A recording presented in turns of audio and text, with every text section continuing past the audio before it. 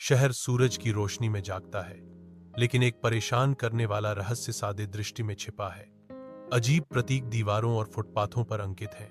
सारा, एक शांत पुस्तकालयाध्यक्ष, चलती है। उसकी आंखें शहरी फैलाव के बीच रहस्यमय संकेतों की ओर खींची जाती हैं। वह रुक जाती है।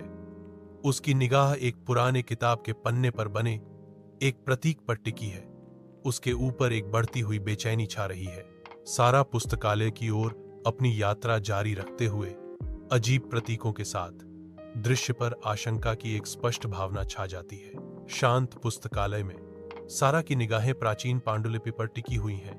उसकी जिज्ञासा उसमें खुदे रहस्यमय प्रतीकों से जागृत होती है। जैसे ही सारा करीब आती है, प्रतीकों में एक अलौकिक ऊर्जा चमकती है।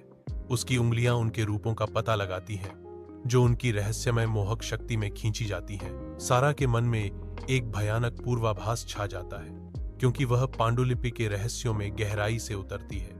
उसके दिल में आसन्न तबाही की भावना रेंगती है। एक आवाज शांत पुस्तकालय में गूंजती है, तुमने उन्हें देखा है, अब वे तुम्हें जानते हैं। अंधेरी गली में सारा दौड़ती है।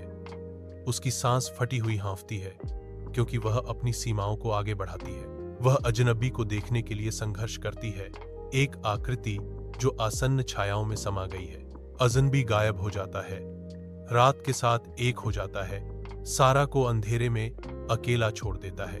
केवल सारा की बेताब हाँफने की गूंज गली में सुनाई देती है, जो उसकी अकेलेपन और डर की एक स्पष्ट याद दिलाती है।